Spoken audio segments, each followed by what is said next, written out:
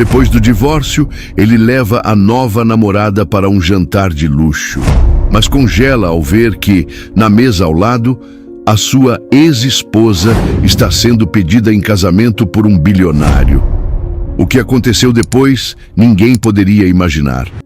O ar no restaurante amado era denso, carregado com um aroma salgado da Baía de Todos os Santos, que entrava suavemente pelas janelas abertas, misturando-se ao perfume caro dos clientes e às notas complexas dos pratos que saíam da cozinha. Para Peterson Albuquerque, aquele era o cheiro da vitória. Aos 45 anos, ele havia construído um império no mercado imobiliário de luxo de Salvador, vendendo não apenas apartamentos com vistas deslumbrantes, mas o sonho de uma vida que poucos poderiam alcançar. E naquela noite, ele se sentia o rei daquele sonho. Sentada à sua frente, Bianca, com seus 26 anos e um sorriso que parecia permanentemente iluminado para as câmeras de seu celular, era o troféu perfeito. Uma influenciadora de moda com centenas de milhares de seguidores, ela era a personificação da juventude, da modernidade e, acima de tudo, da admiração incondicional que ele tanto buscava. Cada gesto dela, cada risada calculada, parecia validar a decisão que ele tomou um ano antes. O divórcio não foi um fracasso, foi uma atualização necessária.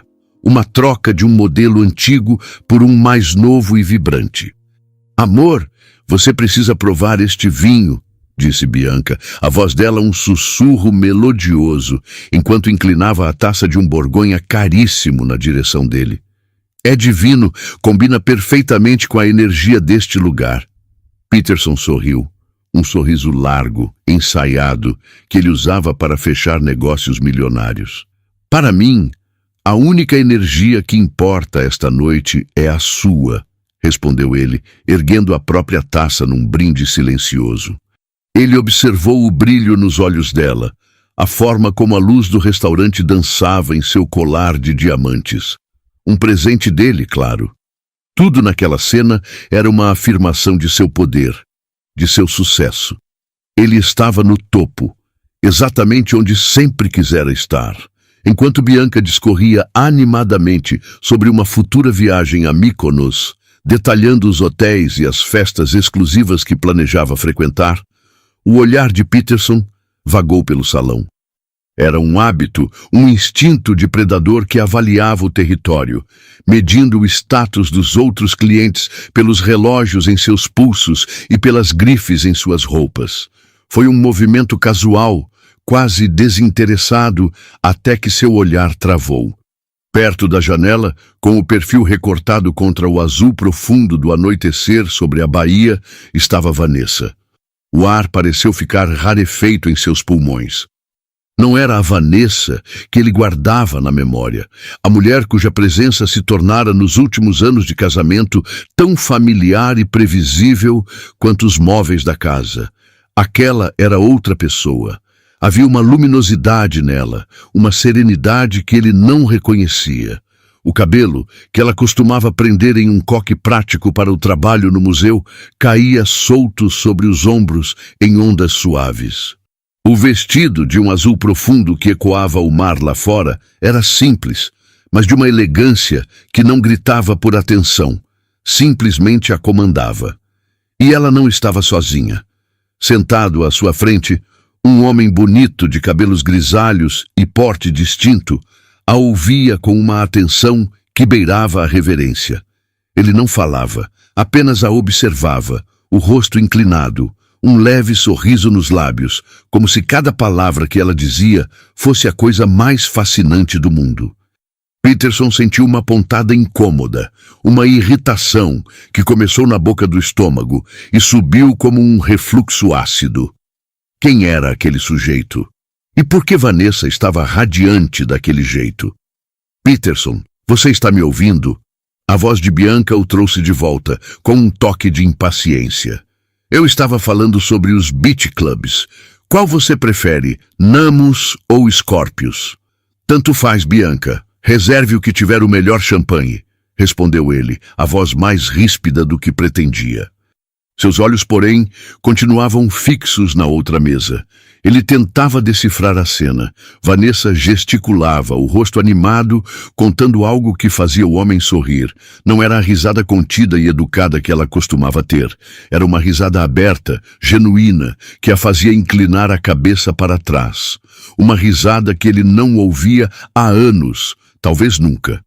A imagem o transportou para as inúmeras discussões que tiveram. Ele se lembrava de zombar de sua paixão pelo museu, chamando-o de cemitério de coisas velhas.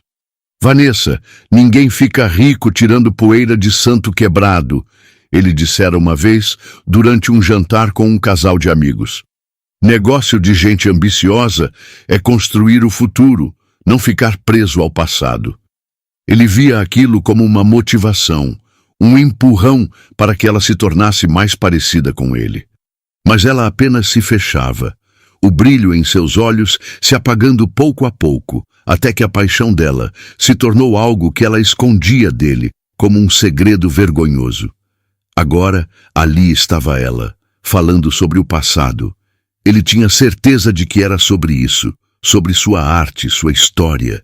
E o homem à sua frente não apenas a ouvia, mas parecia encantado. Aquele homem não a via como uma curadora de museu sonhadora e sem tino para os negócios. Ele a via como valiosa. Uma onda de calor subiu pelo pescoço de Peterson. Era humilhação. Ele, que se orgulhava de ter saído por cima, de ter trocado o antigo pelo novo, sentia-se subitamente como se estivesse olhando para algo que ele possuiu, descartou e que agora, nas mãos de outro, revelava um valor que ele nunca soube enxergar. «Quem é aquela?» perguntou Bianca, seguindo o olhar dele. Havia um tom de desprezo em sua voz. «Nossa, é a sua ex? O que ela está fazendo aqui? Pensei que esse tipo de lugar estivesse um pouco fora do orçamento dela.» A pergunta de Bianca, carregada de veneno, deveria ter sido música para os ouvidos de Peterson. Deveria ter reforçado sua sensação de vitória, mas em vez disso, apenas o fez se sentir pequeno. Ele não respondeu. Apenas observou, paralisado, enquanto o homem desconhecido pegava a mão de Vanessa entre as suas. Ele falou algo em voz baixa, com uma intensidade que parecia criar uma bolha invisível ao redor dos dois, isolando-os do resto do mundo. E então, em um movimento que pareceu acontecer em câmera lenta, o homem se levantou, contornou a mesa e, diante de uma Vanessa visivelmente surpresa, ajoelhou-se. O murmúrio no restaurante cessou. Garfos pararam a meio caminho da boca. Conversas morreram. Todos os olhares se voltaram para a cena junto à janela. Peterson sentiu o sangue fugir de seu rosto. A taça de vinho em sua mão tremia. Ele podia ver os lábios do homem se movendo, mas não conseguia ouvir as palavras. Só o que via era o rosto de Vanessa, a incredulidade se transformando em um assombro que culminou em lágrimas que escorriam por seu rosto enquanto ela assentia, um sim silencioso e poderoso. O homem abriu uma pequena caixa de veludo. Mesmo à distância, a pedra no anel cintilou, capturando a luz de todo o salão e a lançando de volta como um farol. Um farol que parecia apontar diretamente para Peterson, expondo não a sua vitória, mas uma perda tão profunda e avassaladora que ele não sabia que ainda era capaz de sentir. O som dos aplausos era uma onda que o atingia em cheio, cada batida uma marreta contra a frágil estrutura de seu ego. Peterson permaneceu imóvel, a taça de vinho esquecida em sua mão, o líquido tinto tremendo como um sismógrafo, registrando o terremoto que abalava seu mundo interior. Seus olhos estavam cravados na cena que se desenrolava junto à janela. O homem, agora de pé, deslizando o anel no dedo de Vanessa, o sorriso dela rasgando o rosto, uma mistura de choque e felicidade pura, algo que ele, em todos os anos de casamento, jamais conseguira extrair dela. «Uau!» sussurrou Bianca ao seu lado, o tom de desprezo substituído por um assombro genuíno. Até que ela se deu bem. «Quem é o coroa?» Deve ter uma grana preta para bancar um anel desse tamanho. A pergunta de Bianca pairou no ar, mas a resposta já se formava na mente de Peterson, uma epifania terrível e nauseante. O rosto do homem, agora virado para a luz, enquanto abraçava Vanessa, tornou-se inconfundível. As feições que antes eram apenas de um desconhecido distinto, agora se encaixavam em um quebra-cabeça que ele conhecia muito bem das capas de revistas de negócios e dos cadernos de economia. Flávio Vieira. O nome explodiu em sua consciência como uma granada. Flávio Vieira. O bilionário da tecnologia. O Midas do Vale do Silício brasileiro, um homem cuja fortuna fazia o império imobiliário de Peterson parecer um castelo de areia. Vieira não era apenas rico, ele era uma instituição, um visionário que construiu seu patrimônio do zero. Um nome que abria portas que Peterson, com todo o seu dinheiro, só podia espiar pela fechadura. E, para piorar, era conhecido como um grande mecenas das artes. Um filantropo que investia milhões exatamente no tipo de coisa velha que ele sempre ridicularizara. A compreensão o atingiu com a força de um soco no estômago. A raiva, que antes era uma brasa de orgulho ferido, transformou-se em um incêndio incontrolável. Não era qualquer um, era ele. Como Vanessa, a sua Vanessa, a mulher que ele havia descartado por não ser ambiciosa o suficiente, conseguiu fisgar alguém daquele calibre. Alguém não apenas mais rico, mas mais influente, mais respeitado, mais tudo. A lógica do universo parecia ter se invertido. Ele era o predador, o vencedor, como a presa tinha acabado com um prêmio maior. Nossa, que romântico! Comentou Bianca, os olhos brilhando enquanto observava o casal. Se ajoelhar assim, na frente de todo mundo, é de uma coragem, né? Um homem que não tem medo de mostrar o que sente. Ela se virou para Peterson. O olhar dela uma mistura de admiração pela cena e uma cobrança velada. Pelo menos o cara sabe como tratar uma mulher. Cada palavra de Bianca era um prego sendo martelado em sua carne, romântico, corajoso, elogios que ela nunca usara para ele. Ela estava inconscientemente comparando-os e ele estava perdendo. A humilhação se aprofundou, tornando-se um abismo. É só teatro, Bianca. Gente assim vive de aparências, rosnou ele, a voz baixa e carregada de veneno. Teatro? Peterson, qual o seu problema? Ela retrucou, a sobrancelha perfeitamente arqueada se erguendo. O cara acabou de pedir a sua ex em casamento e você está agindo como se fosse um ataque pessoal. Não me diga que você está com ciúmes dela. A palavra ciúmes o atingiu como um insulto. Ciúmes? Ele não sentia ciúmes. O que ele sentia era uma fúria possessiva. A indignação de um colecionador que vê um item de sua antiga coleção, que ele mesmo subestimou, ser aclamado como uma obra-prima. Era sobre status. Era sobre a narrativa que ele construíra para si mesmo, a de que ele era o prêmio final, e que agora estava sendo publicamente desmantelada. Não seja ridícula, ele cuspiu, tentando recuperar a compostura. Eu só não gosto de espetáculos. Mas era tarde demais. A semente da dúvida já estava plantada na mente de Bianca. O clima na mesa deles, antes festivo e cúmplice, agora era pesado e frio. O jantar da Vitória havia se tornado um velório. Foi nesse momento que os olhares se cruzaram. Em meio aos cumprimentos e abraços de outros clientes, Vanessa virou o rosto. Seus olhos encontraram os de Peterson do outro lado do salão. Por um segundo, o tempo parou. Ele esperou ver algo nela. Um lampejo de triunfo, um sorriso de vingança, qualquer coisa que reconhecesse a presença dele ali, que validasse o impacto daquela cena sobre ele. Mas não houve nada. O rosto de Vanessa permaneceu sereno. Ela o viu. Ele teve certeza disso. Mas sua expressão não mudou. Ela apenas sustentou o olhar por um instante, um olhar calmo, quase impessoal, como se estivesse olhando para um estranho qualquer. E então, com uma lentidão deliberada, ela se virou de volta para Flávio, colocando a mão em seu rosto e sorrindo para ele com uma intimidade que excluía todo o resto do mundo. Aquela indiferença foi a facada final. Foi mais devastadora do que qualquer provocação. A raiva, o triunfo, o desprezo, tudo isso ele saberia como combater. Mas a indiferença significava que ele não importava. Significava que na história dela, ele havia sido relegado a uma memória distante, sem poder, sem relevância. Ele, Peterson Albuquerque, o homem que definira os termos do fim do casamento deles, havia sido completamente e absolutamente apagado. A raiva dentro dele se transformou em algo mais sombrio, mais frio. Uma obsessão gelada começou a tomar forma em sua mente. Aquilo não podia ficar assim.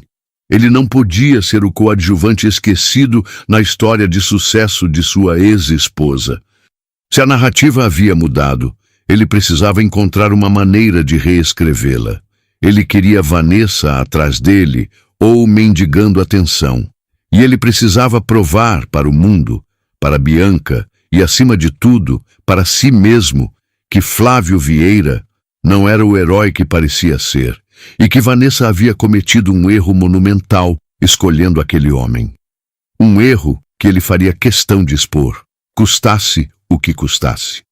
O jogo, ele decidiu ali, naquela mesa fria e silenciosa, estava longe de terminar. Na verdade, estava apenas começando. A viagem de volta para o apartamento de luxo na Vitória foi um exercício de silêncio tenso. O ar dentro do carro importado, normalmente preenchido pelas playlists animadas de Bianca ou por suas conversas sobre as trivialidades do mundo dos influenciadores, estava pesado, quase irrespirável. Bianca olhava pela janela, os reflexos das luzes da cidade passando por seu rosto como fantasmas, a mandíbula travada em um misto de irritação e desapontamento. Peterson, por sua vez, agarrava o volante com tanta força que seus nós dos dedos estavam brancos. A mente dele um turbilhão caótico, repassando a cena da indiferença de Vanessa como um filme em loop. Ele não a levou para casa. A ideia de entrar naquele apartamento, um monumento ao seu sucesso, que agora parecia oco e vulgar, era insuportável. Ele precisava de espaço, precisava pensar. Deixou Bianca na portaria do prédio dela com um "a gente se fala amanhã" monossilábico, ignorando o olhar ferido que ela lhe lançou. Sozinho no carro, ele dirigiu sem rumo pelas ruas de Salvador, a cidade que ele se orgulhava de ter conquistado. Mas naquela noite, os prédios imponentes e as avenidas largas pareciam zombar dele. Cada luz de um apartamento aceso era um lembrete de outras vidas, outras histórias das quais ele não fazia parte. A imagem de Vanessa, serena e indiferente, estava gravada em sua retina. Como ela ousava apagá-lo daquela forma, como ela se atrevia a ser feliz e tão espetacularmente feliz sem ele. A resposta, ele sabia, estava enterrada nos escombros do casamento deles. Uma verdade que ele havia se esforçado para soterrar sob camadas de autojustificação e desprezo. Anos antes, a vida deles era diferente. Vanessa não era a mulher radiante e confiante do restaurante. Ela era uma chama que ele, metodicamente, tentava apagar. A paixão dela era o Museu de Arte e História de Salvador, uma instituição antiga e imponente, mas que, aos olhos de Peterson, era um poço de dinheiro e um sumidouro de tempo. Ele se lembrava vividamente das noites em que ela chegava em casa, os olhos brilhando de entusiasmo por ter conseguido uma peça rara para o acervo ou por ter planejado uma nova exposição sobre o período colonial. "Conseguimos, amor! Uma coleção de moedas do Brasil holandês. É um achado histórico", ela dizia, a voz vibrando de alegria. E ele, recostado em sua poltrona de couro italiano, mal desviava os olhos da tela do notebook, onde acompanhava a cotação de seus investimentos. E quanto o museu pagou por essas moedas velhas? Ele perguntava, o tom sempre tingido de um ceticismo calculado. Isso vai trazer algum retorno? Vai pagar as contas no fim do mês? Ele via o brilho nos olhos dela vacilar, a alegria se retrair como uma flor que se fecha ao toque. Não se trata de retorno, Peterson. Trata-se de preservar nossa memória, nossa cultura. É um legado. Legado não paga jantares em restaurantes, ele a interrompia, a frase se tornando seu mantra, a arma que ele usava para diminuí-la. Vanessa, acorde para a vida real. O mundo é dos ambiciosos, dos que constroem impérios, não dos que tiram poeira de relíquias. Esse seu trabalho é um hobby caro, não uma carreira. Ele se convencia de que estava sendo pragmático, um marido que tentava guiar a esposa para um caminho de verdadeiro sucesso. Mas no fundo havia algo mais. A paixão dela o ameaçava. Era um universo que ele não entendia e, portanto, não podia controlar. O respeito que ela recebia no meio acadêmico e cultural era um tipo de moeda que o dinheiro dele não podia comprar. E isso o enfurecia. Então, ele a minimizava. Em jantares com amigos, ele se referia ao trabalho dela como o passatempo da Vanessa. Quando ela precisava trabalhar até tarde para a montagem de uma exposição, ele suspirava com impaciência, reclamando que ela preferia a companhia de coisas mortas à dele. O divórcio, quando veio, foi a consequência inevitável daquele longo e lento processo de asfixia emocional. Para ele, foi uma transação, uma atualização de seu estilo de vida. Ele se sentiu livre, mais leve, pronto para encontrar alguém que, como Bianca, admirasse seu império sem questioná-lo. Ele acreditava que estava dando a si mesmo a liberdade. Agora, dirigindo sob o céu escuro, ele foi forçado a encarar uma verdade devastadora. O divórcio não foi a liberdade dele, foi a dela. Ele a havia libertado de seu desprezo, de sua constante invalidação. Ele a havia soltado da gaiola dourada onde tentava aprisioná-la. Livre dele, Vanessa não apenas sobreviveu, ela floresceu. A mulher no restaurante não era uma versão melhorada da sua ex-esposa. Era a versão autêntica, a mulher que ela sempre fora por dentro, mas que ele se recusava a enxergar. A autoestima que ele tentara erodir fora reconstruída, não com base no olhar de outro homem, mas na redescoberta de seu próprio valor, de sua própria paixão. Aquele pedido de casamento não era o início da nova vida dela. Era a coroação de um renascimento que já estava em pleno andamento. Flávio Vieira não a salvou. Ele apenas chegou a tempo de aplaudir a mulher que ela já havia se tornado por conta própria. Essa percepção não trouxe paz. Pelo contrário, alimentou sua fúria com um combustível ainda mais potente. Não era apenas sobre dinheiro ou status, era sobre a narrativa fundamental de sua vida. Se ela estava melhor sem ele, o que isso dizia sobre ele? Se ela floresceu em sua ausência, então ele não era o sol em torno do qual o mundo dela girava. Ele era a sombra que a impedia de crescer.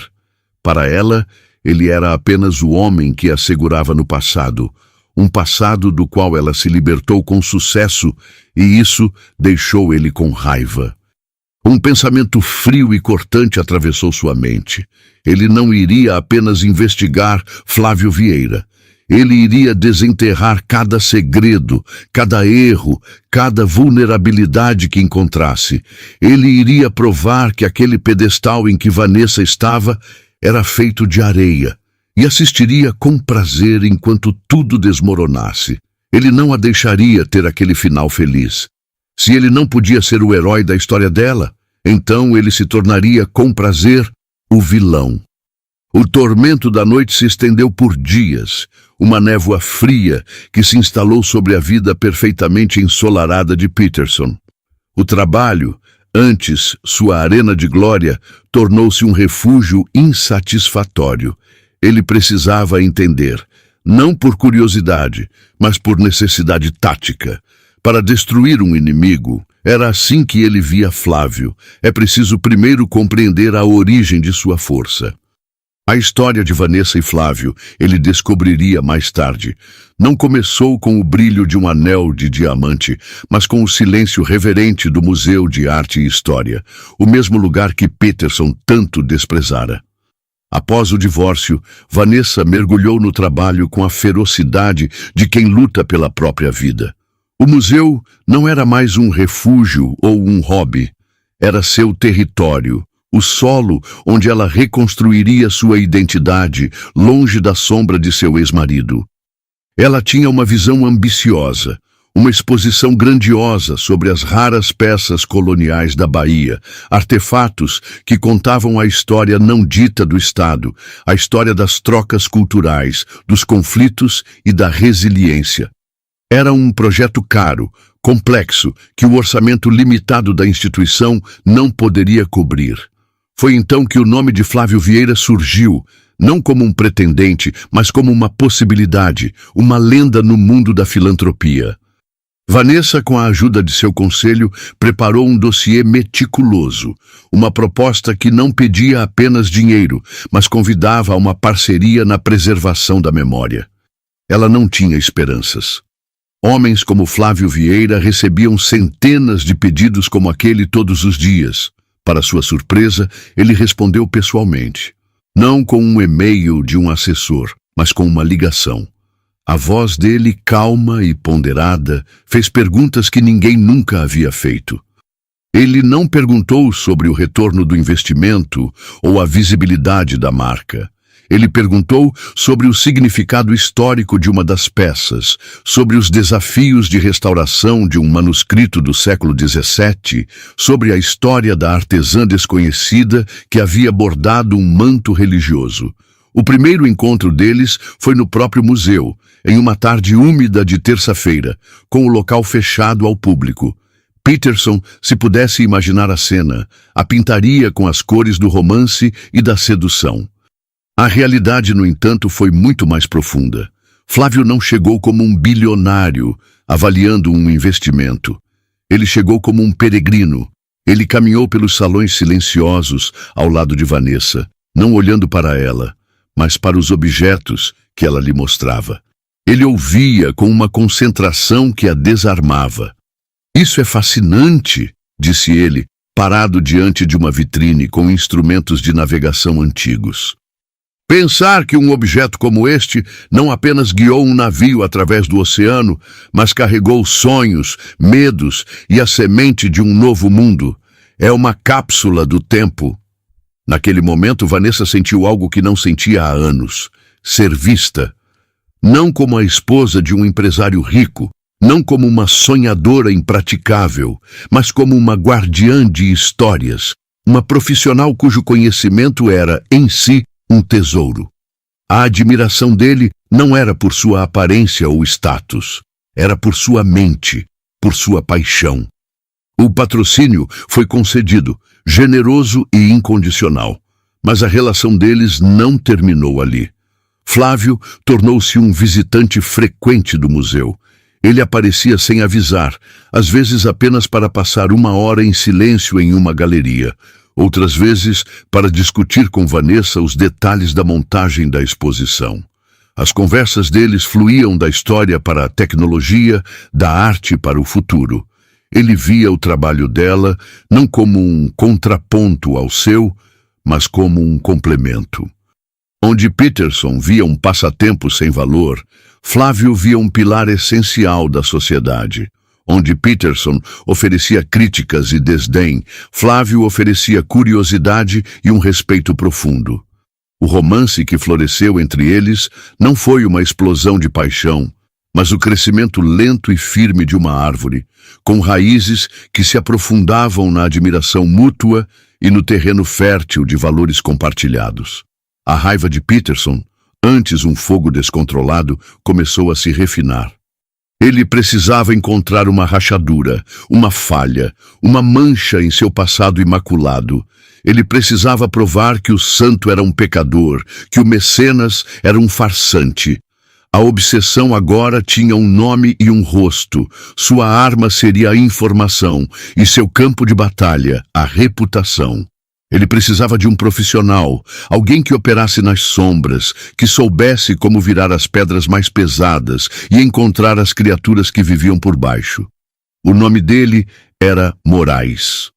Um ex-policial civil, expulso da corporação por métodos pouco ortodoxos, que agora administrava uma empresa de consultoria de risco em uma sala comercial anônima no centro da cidade.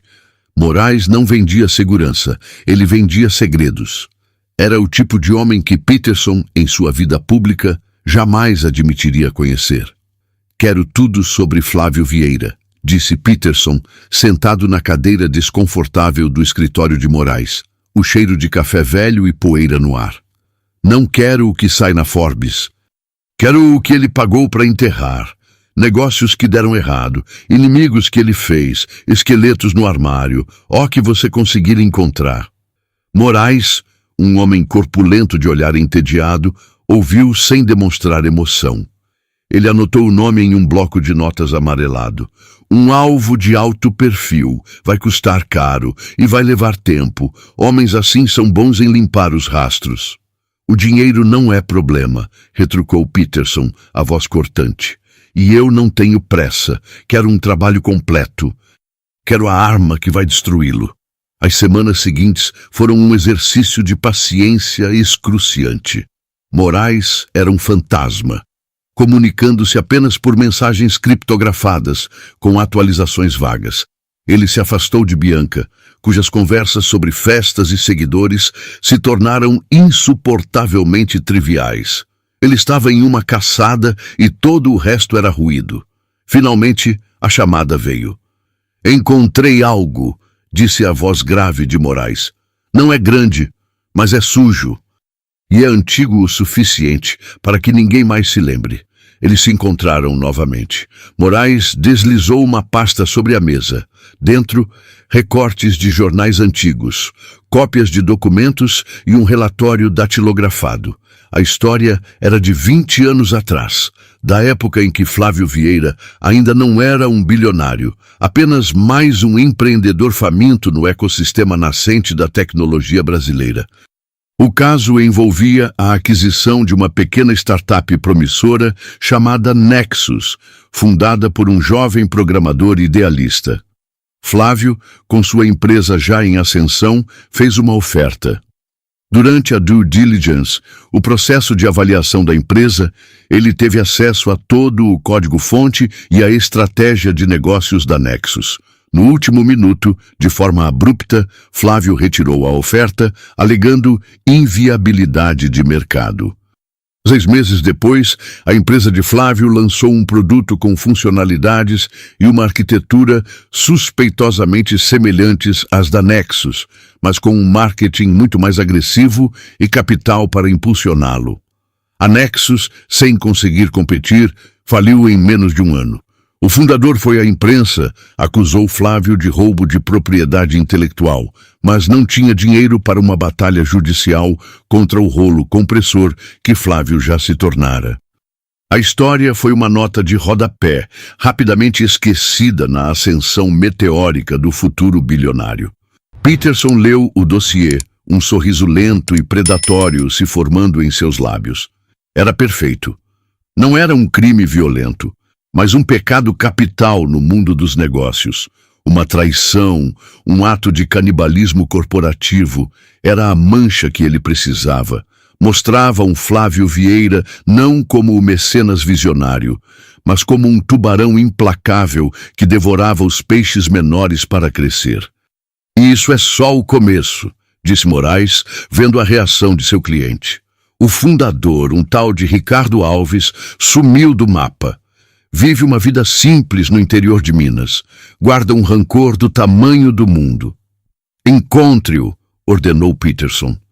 O plano de ataque começou a se formar em sua mente, não como uma explosão, mas como uma infiltração de veneno. Ele não iria simplesmente vazar a história. Isso seria amador. Ele iria transformá-la em uma arma de precisão. mirando no ponto mais sensível da relação de Flávio e Vanessa, a confiança. Ele iria usar aquela história para pintar um retrato de Flávio como um homem que construiu seu império sobre a ruína dos sonhos de outros. Um homem cuja filantropia não era um ato de generosidade, mas uma forma de lavar a culpa, de comprar uma reputação para esconder a podridão de suas fundações. Ele iria alertar Vanessa. Não como um ex-marido ciumento, mas como um homem preocupado, que descobriu acidentalmente uma verdade terrível sobre o noivo dela. Ele iria plantar a semente da dúvida, observando com prazer enquanto ela se perguntava se o homem que admirava sua paixão pela história não era ele mesmo um predador que destruía as histórias dos outros. A obsessão de Peterson agora tinha um roteiro. Ele não estava mais reagindo à felicidade dela. Estava dirigindo ativamente a destruição dela. Ele se sentia vivo, energizado, como não se sentia há anos. A caçada havia terminado. A armadilha estava montada. Agora, ele só precisava atrair sua presa para o lugar certo, na hora certa. E ele sabia exatamente onde seria o palco perfeito para o primeiro ato de sua vingança. Ele não podia simplesmente ligar para Vanessa. Seria um gesto desesperado, transparente. Ele precisava de um pretexto legítimo, uma razão inquestionável para estar no mesmo espaço que ela, para forçar o encontro que ele tanto arquitetava. A oportunidade veio na forma de um envelope timbrado, esquecido em uma gaveta de seu escritório.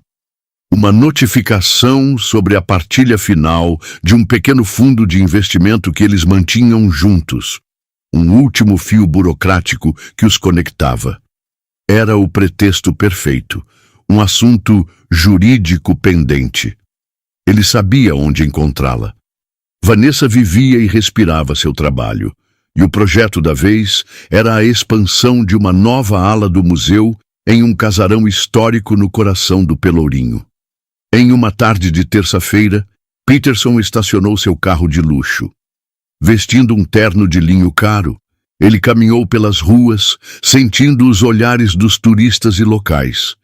Ele não pertencia àquele lugar, e essa era a intenção. Ele era uma dissonância, uma nota errada na sinfonia de Vanessa. Ele a encontrou em frente ao casarão, em meio ao caos controlado de uma obra de restauração. Vanessa usava calças jeans, uma camisa simples e botas sujas de poeira. O cabelo estava preso em um rabo de cavalo e ela discutia animadamente com um arquiteto, apontando para detalhes na fachada. Havia uma autoridade natural nela, uma segurança que o irritou profundamente. Ela não era mais a esposa que se encolhia diante de suas críticas. Era a comandante de seu próprio universo. Vanessa, ele chamou. Ela se virou e a surpresa em seu rosto foi genuína, mas rapidamente substituída por uma expressão de cautela. Peterson, o que você está fazendo aqui?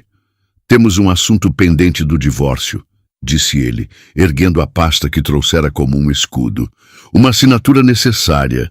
Pensei em resolver isso pessoalmente para agilizar. Ela o estudou por um momento, os olhos inteligentes avaliando-o. Você poderia ter mandado alguém. Eu estava na área, mentiu ele com a facilidade de um homem acostumado a dobrar a realidade a seu favor. E para ser honesto, eu queria falar com você. Estou preocupado. A palavra preocupado a deixou visivelmente tensa. Preocupado com o quê? Peterson olhou ao redor, fingindo desconforto. Podemos conversar em um lugar mais reservado? Ela hesitou, mas a menção a um assunto jurídico a obrigou. Ela o guiou para dentro do casarão, para uma sala vazia, onde o cheiro de madeira antiga e cal pairava no ar. A luz entrava por uma janela alta, iluminando as partículas de poeira que dançavam entre eles. Seja rápido, Peterson. Eu tenho muito trabalho. Ele respirou fundo, preparando-se para o ato principal. Não é sobre os papéis, Vanessa. É sobre o Flávio Vieira. O nome dele em seus lábios fez com que a postura dela se enrijecesse. O que tenho, Flávio? Eu sei que não tenho o direito, mas ainda me importo com você, começou ele, a voz carregada de uma falsa sinceridade que ele praticara por dias. Fiz algumas investigações por conta de um negócio e, acidentalmente, descobri algo sobre o passado dele. Algo sombrio. Ele abriu a pasta e empurrou o dossiê de Moraes sobre uma mesa de madeira rústica. 20 anos atrás, ele destruiu um jovem empresário. Roubou a ideia dele, levou a empresa dele à falência e nunca olhou para trás. O homem que hoje financia a preservação da história começou sua fortuna destruindo a história de outra pessoa. Ele esperou pela reação, pelo choque, pela dúvida, pelas lágrimas. Ele esperava que ela olhasse para aqueles papéis como se fossem uma serpente. Em vez disso, Vanessa cruzou os braços e o encarou com um silêncio que era mais pesado do que qualquer grito. Ela não tocou na pasta. Seus olhos não deixaram o rosto dele. A startup se chamava Nexus, disse ela, a voz perfeitamente nivelada. O fundador era Ricardo Alves, e a história não foi bem assim. O sangue de Peterson gelou. Como ela sabia? Flávio me contou tudo, continuou ela, cada palavra uma pá de terra sendo jogada sobre o caixão de seu plano. Ele me contou no nosso terceiro encontro. Ele disse que eu merecia saber quem ele era, com todos os seus acertos e principalmente com seus maiores erros. Ele descreveu aquele episódio como a maior vergonha de sua vida, um ato de ambição cega que o assombra até hoje. Peterson ficou sem palavras, a boca seca. O roteiro que ele ensaiara com tanto cuidado estava se desintegrando. Ele não apenas me contou, Peterson, prosseguiu Vanessa, dando um passo à frente, a calma em seu rosto agora se transformando em uma força avassaladora. Ele me mostrou o que fez a respeito. Anos depois, quando já podia, ele procurou o Ricardo. Pediu perdão. Ofereceu uma compensação financeira que o Ricardo recusou. Então, Flávio fez outra coisa. Ele investiu como sócio minoritário e silencioso na nova empresa que o Ricardo abriu, sem que ninguém soubesse. Hoje, eles não são melhores amigos, mas se respeitam, eles conversam. Flávio aprendeu com seu erro, ele se redimiu. Ela olhou para a pasta com um desprezo evidente. A verdadeira força de uma pessoa não está em nunca ter errado, Peterson. Está em ter a coragem de encarar os próprios erros e construir algo melhor a partir deles. Algo que você, com toda a sua necessidade de parecer perfeito, nunca entenderia. O ataque havia falhado de forma espetacular. A arma que ele forjou com tanto cuidado se despedaçou contra a muralha de confiança que havia entre ela e Flávio. A humilhação que sentiu foi 1000 vezes pior do que a do restaurante. Ali, no coração do mundo dela, ele não era um vilão maquiavélico. Era apenas um homem pequeno, patético, com um plano transparente. Eu sei o que você está fazendo, disse Vanessa, a voz agora cortante como vidro. Eu vi você no restaurante, vi o ódio nos seus olhos. Você não suporta me ver feliz, porque a minha felicidade prova que o problema nunca fui eu. O problema sempre foi você. Ela pegou a pasta da mesa, caminhou até uma lata de lixo cheia de entulho da obra e a deixou cair lá dentro, com um baque surdo. Deixe aqui o papel que tenho que assinar e vá embora, Peterson. Você não tem mais poder aqui. Ele ficou paralisado. O eco das palavras dela reverberando na sala vazia. Seu plano meticuloso, sua vingança calculada, tudo reduzido a lixo. Mas enquanto a humilhação o consumia, algo mais perigoso tomava seu lugar. A obsessão não morreu. Ela sofreu uma mutação. Se um ataque privado e cirúrgico não funcionou, ele teria que mudar a estratégia. Peterson saiu do casarão no Pelourinho, sentindo o gosto amargo da derrota, mas decidido que se a verdade não era suficiente para destruí-los, ele usaria uma versão distorcida dela. O novo plano era mais brutal, mais sujo. Ele não precisava que ela acreditasse na história. Ele precisava que o mundo acreditasse. Em uma era de julgamentos instantâneos e manchetes incendiárias, a nuance da redenção de Flávio não importava. O que importava era a imagem. Bilionário construiu império sobre a ruína de um pequeno empresário. Era um prato cheio, irresistível para os abutres digitais, os perfis de fofoca e os tabloides que se alimentavam de escândalos. Ele contatou Moraes novamente, a voz fria e desprovida de qualquer emoção. A ordem era simples: vazar o dossiê. Não para a imprensa séria, que poderia investigar e descobrir a história completa, mas para os blogs e colunistas de fofoca, os que operavam na base do onde há fumaça, há fogo. Ele queria uma campanha de difamação, uma morte por 1000 cortes digitais. E ele sabia o momento exato para acender o pavio. O Prêmio Nacional de Preservação Cultural era o ápice da carreira de Vanessa. Seria realizado no Teatro Municipal do Rio de Janeiro, um templo da arte, e ela seria a estrela da noite, recebendo o prêmio principal por seu trabalho revolucionário no museu. Seria a sua coroação pública. Para Peterson, era o palco perfeito para a sua execução. Na noite do evento, o Teatro Municipal estava deslumbrante, um redemoinho de vestidos de gala, smokings e o brilho de joias. Vanessa chegou ao lado de Flávio, irradiando uma elegância serena. Ela usava um vestido que parecia tecido da própria noite, e Flávio, ao seu lado, a olhava com um orgulho que era palpável. Eles eram a imagem do triunfo, mas o veneno de Peterson já começava a se espalhar. Enquanto eles caminhavam pelo tapete vermelho, um repórter de um conhecido site de celebridades furou o bloqueio. Vanessa, uma pergunta. Estão circulando boatos sobre o passado do seu noivo, o Sr. Vieira, histórias sobre negócios controversos. Como o museu se sente recebendo patrocínio de uma fonte cuja origem do dinheiro está sendo questionada? A pergunta foi uma bala. Vanessa sentiu o braço de Flávio enrijecer ao seu lado. Outros repórteres, sentindo o cheiro de sangue, se aglomeraram. O sorriso dela não vacilou, mas seus olhos ganharam um brilho de aço. O trabalho do meu noivo e sua integridade falam por si. Esta noite é sobre celebrar a preservação da nossa cultura, e é nisso que vou me concentrar, respondeu ela, com uma firmeza que encerrou a conversa, enquanto a assessoria os guiava para dentro.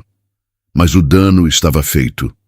O boato estava no ar, pairando sobre a noite de celebração como uma nuvem de tempestade. Quando o nome de Vanessa foi anunciado como a grande vencedora, o teatro irrompeu em aplausos. Ela subiu ao palco, a personificação da graça e da realização.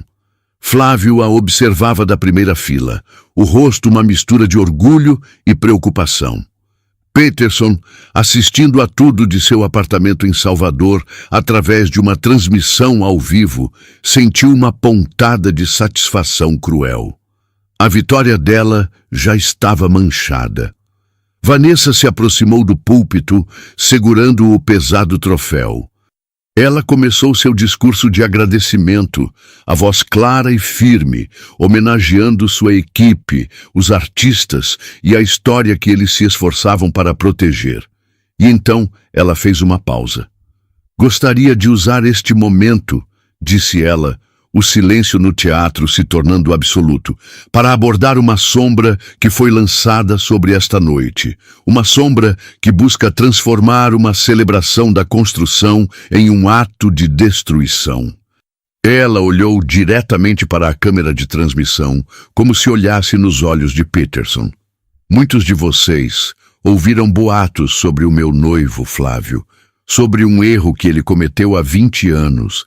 A história que está sendo espalhada é uma meia-verdade, e uma meia-verdade é a mais perigosa das mentiras. Ela fez um sinal para a equipe técnica. No telão gigante atrás dela, que antes exibia o logo do prêmio, surgiu um rosto. Era um homem de meia-idade, de aparência simples, falando de uma sala modesta. Era Ricardo Alves. Meu nome é Ricardo, começou ele no vídeo, a voz calma. Há muitos anos, eu e Flávio Vieira estivemos em lados opostos. Ele errou, e eu perdi quase tudo. Mas o que não estão contando a vocês é o que aconteceu depois. Ele me procurou, ele pediu perdão, e ele me ajudou a me reerguer, não com caridade, mas com respeito. O homem que vocês leem nos boatos não é o homem que eu conheço hoje. A integridade de uma pessoa não se mede pela ausência de quedas, mas pela forma como ela se levanta e ajuda os outros a se levantarem também. O vídeo terminou. O queixo de Peterson caiu. Ela estava um passo à frente, sempre um passo à frente. Vanessa retomou a palavra, a voz agora vibrando com uma emoção contida. A verdadeira força, a verdadeira preservação. Não é sobre ser perfeito. É sobre reconhecer nossas falhas, consertar o que quebramos e construir algo melhor. Flávio fez isso. Ela fez uma pausa, deixando o peso de suas palavras assentar. E eu sei por que essa história distorcida veio à tona justamente hoje. Ela não foi plantada por um jornalista em busca da verdade. Ela foi plantada por um ex-marido que não aceita ter sido deixado para trás. Um homem que, ao não conseguir minar minha felicidade em particular, tenta agora envenenar minha alegria em público. Mas o que ele não entende é que a minha felicidade não depende da aprovação de ninguém. Ela foi construída sobre a verdade, sobre o perdão e sobre a coragem de seguir em frente. Ela não precisou dizer o nome dele. Todo o teatro e todos que assistiam entenderam. Então, a este homem, eu não ofereço raiva, ofereço minha compaixão. E espero que um dia ele encontre algo para construir em sua vida, em vez de apenas tentar demolir a dos outros. Um segundo de silêncio atordoado foi seguido por uma explosão. O público inteiro se levantou, não em um aplauso polido, mas em uma ovação estrondosa, um rugido de apoio e admiração que sacudiu as fundações do teatro. Flávio estava de pé, os olhos brilhando de lágrimas, aplaudindo a mulher que amava. No seu apartamento, Peterson assistiu paralisado, enquanto seu plano grandioso era implodido em tempo real. Ele não havia apenas falhado em destruí-la, ele a transformara em uma heroína. E, no processo, revelou a si mesmo ao mundo pelo que realmente era. Um homem pequeno, amargo e preso a um passado que ela já havia superado. O jogo não tinha apenas terminado. Ele havia perdido de forma tão completa, tão pública, que não havia mais para onde correr. O silêncio em seu apartamento de luxo era ensurdecedor, quebrado apenas pela batida frenética de seu próprio coração. Em um ato de puro desespero, ele pegou o celular. Precisava de uma distração, de uma validação, por mais superficial que fosse. Precisava da admiração fácil de Bianca. O telefone chamou 1, 2, 3 vezes. "O que você quer, Peterson?" A voz dela soou do outro lado, fria e distante, desprovida de qualquer afeto. "Bianca, eu pensei em te buscar. Podemos ir àquele lugar novo no horto, tomar alguma coisa." Uma risada curta e sem humor cortou o ar. "Você está brincando, não é? Eu vi o prêmio. O mundo inteiro viu. Vi o que você tentou fazer e vi o quão pequena e patética sua obsessão te tornou. Bianca, não é isso. É exatamente isso." Ela o interrompeu, a voz subindo. "Eu achei que estava com um vencedor, um homem que olhava para o futuro. Mas você não passa de um fantasma, assombrando o passado de uma mulher que claramente seguiu em frente. Você não a perdeu para o Flávio Vieira. Você a perdeu para si mesmo, para esse seu orgulho doentio. Eu não quero fazer parte disso. Me esqueça." A chamada terminou. O clique final foi o som da última porta se fechando. Ele estava completamente só. Nos meses que se seguiram, Peterson tentou preencher o vazio. Saiu com outras mulheres, mais jovens, mais impressionadas com seu dinheiro. Mas cada encontro era uma repetição oca. Ele via a cobiça nos olhos delas, a mesma admiração superficial que um dia o agradara em Bianca, mas que agora lhe causava náuseas. Ele estava cercado de gente, mas a solidão era um abismo dentro dele. O império que construiu, os carros, o apartamento com vista para a Bahia, tudo parecia um cenário de papelão, sem alma, sem significado. Em uma tarde cinzenta, vagando sem rumo por seu apartamento suntuoso, seu olhar caiu sobre uma fotografia antiga em uma estante, coberta por uma fina camada de poeira. Era ele, ainda menino, ao lado de sua mãe. O sorriso dela era a única coisa genuinamente calorosa naquela sala fria. E ele se deu conta de que não havia há meses. Ele, que se orgulhava de gerir um império, havia negligenciado o único alicerce verdadeiro de sua vida. Naquele mesmo dia, ele dirigiu até a casa simples onde ela morava no subúrbio. O cheiro de bolo e café passado o atingiu na porta, um aroma de uma vida que ele havia deixado para trás. Sua mãe, agora uma senhora idosa de cabelos brancos e passos lentos, o recebeu com um abraço que continha um universo de saudade e perdão não dito. Sentado na cozinha modesta, segurando uma xícara de café que aquecia suas mãos frias, o dique de seu orgulho finalmente se rompeu. As lágrimas que ele não chorou por humilhação ou raiva, agora corriam livremente por seu rosto. "Me perdoa, mãe", sussurrou ele, a voz embargada. "Me perdoa por ter sumido, por não ter vindo antes." Ela apenas pegou a mão dele, as veias saltadas dela cobrindo as suas. "Um filho nunca some do coração de uma mãe, meu querido. Ele só se perde do caminho de casa, às vezes." E ele contou tudo, sobre Vanessa, sobre Flávio, sobre a obsessão, a humilhação. Contou sobre o vazio, sobre a sensação de ter construído um castelo de cartas sobre um pântano. Ele não se justificou, não culpou ninguém. Apenas expôs sua alma ferida, sua falência não financeira, mas humana. Sua mãe o ouviu em silêncio, e quando ele terminou, ela disse com a sabedoria simples que só o tempo concede: "Você passou a vida toda, meu filho, construindo coisas para mostrar aos outros. Um prédio alto, uma conta bancária gorda, uma mulher troféu, mas nunca parou para construir nada para dentro, uma casa para a sua alma, e uma alma sem casa vive sempre no frio."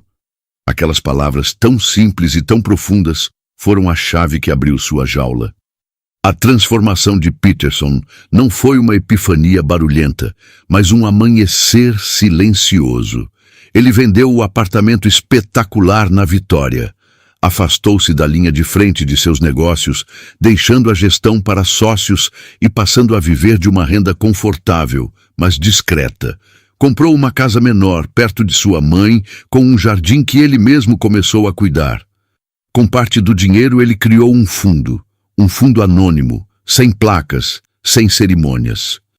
O objetivo era apoiar jovens empreendedores de baixa renda da Bahia, especialmente aqueles com projetos culturais, os mesmos que ele um dia desprezara.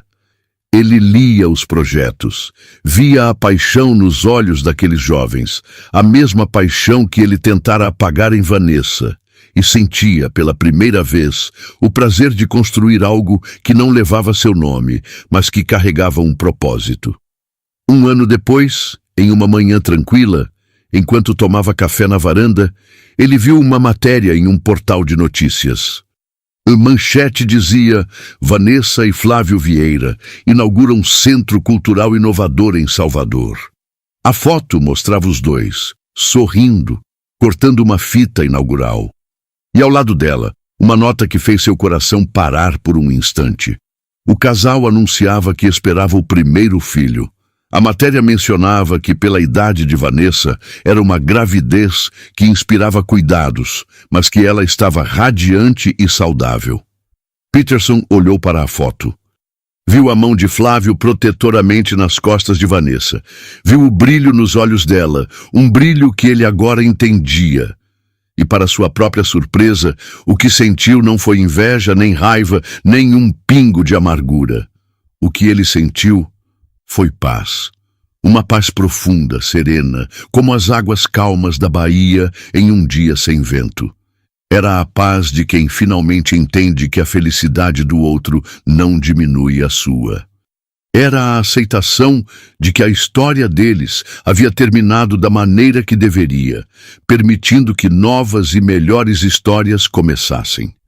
Ele sorriu, um sorriso genuíno, que não era para ninguém além de si mesmo. Ele não havia recebido uma carta de Vanessa, mas a vida lhe entregara a mensagem. Ele estava finalmente construindo uma casa para sua alma. E pela primeira vez em sua longa e tumultuada vida, Peterson Albuquerque se sentia verdadeiramente rico. Se esta história ressoou em você, se ela te fez refletir sobre perdão, recomeços e o que realmente tem valor na vida, por favor, nos diga o que achou. Qual nota, de 0 a 10, você daria para essa história?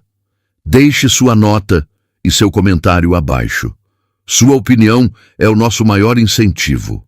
E se você deseja mais histórias como esta, que aquecem a alma e nos fazem acreditar na força do ser humano, não se esqueça de deixar o seu like e, o mais importante, inscreva-se no canal para não perder nenhum vídeo. Muito obrigado pela sua companhia e até a próxima.